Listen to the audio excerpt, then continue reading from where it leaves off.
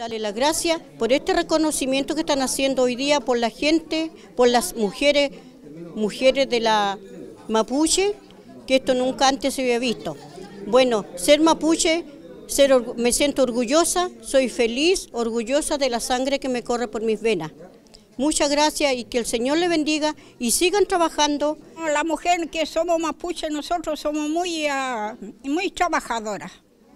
Así que hay trabajadoras de telares también, harto trabajo.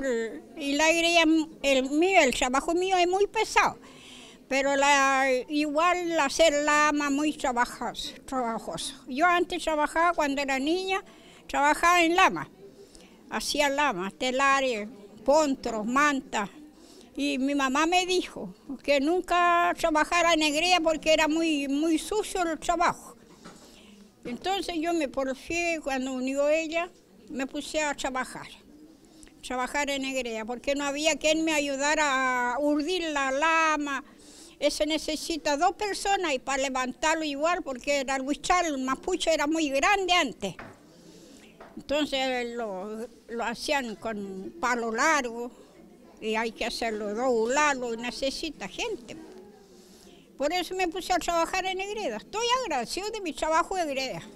Hasta donde me dice papá Dios, ahí voy a dejar. Exacto. Hay evidencias objetivas de que la mujer mapuche tiene alta participación en los planes y programas y proyectos que tiene CONADI.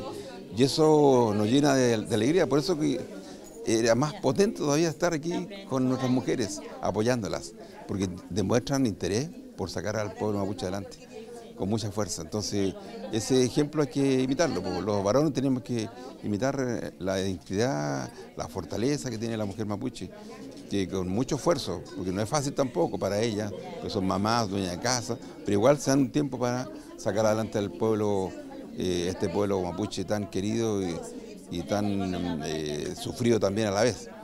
Por eso es que es importante lo de hoy, reconocerles y darle un reconocimiento para que sea un estímulo para seguir adelante.